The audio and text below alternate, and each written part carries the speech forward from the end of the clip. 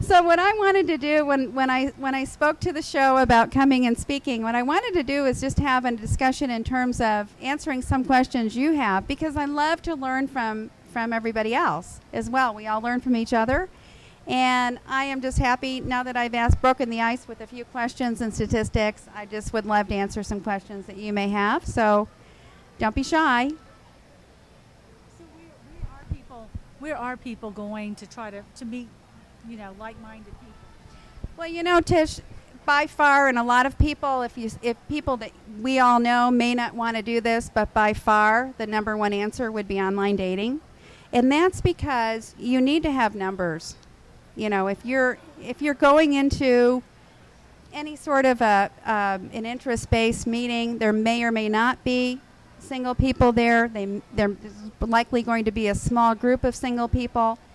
May or may not be anybody who is attractive to you or interesting to you. So on online dating, you get a chance to, or introduction services, you get a chance to put your preferences in and find out, see who meets.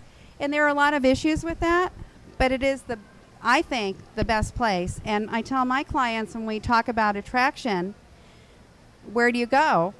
Do some of everything if you can. Because you cannot sit home and expect that person to fall through your ceiling or come through your window or your chimney like Santa Claus.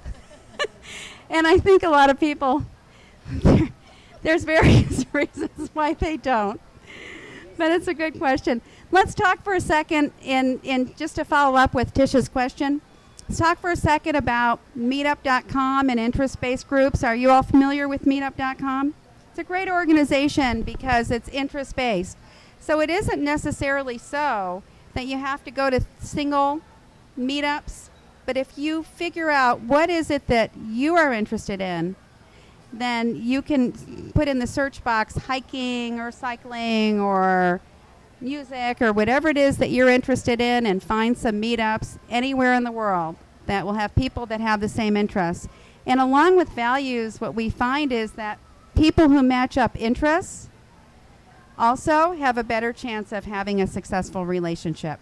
There are a number of things that go into that. So that's one reason why you're always wanting to do that. Okay, did I answer that for you? Good. Questions? Other questions? Can we talk about bars for a minute? Is there anybody but me who thinks it's okay to go to a bar and maybe meet somebody? It's okay. Yeah. Have you met anybody in a bar before? Okay. Good. Nice people, regular people. I figure if I'm there, there's likely going to be someone else nice there as well. So I think what happened was they got a bad rap because of the singles bars and the pickup bars. But honestly, if you want to have a drink and you go to a nice upscale bar and you do some of the things that Tish suggested, or you see somebody and you give them a nice compliment, you can have a conversation. One of my clients went to a bar. She was with a friend. She had a drink. And there was a guy at the bar, and he said to her, "What do I have to do to keep you here so I can buy you a drink?" They've been together over a year.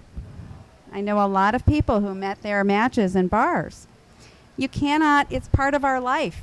You cannot discount anything unless it just doesn't appeal to you. Okay? So that would be my suggestion there.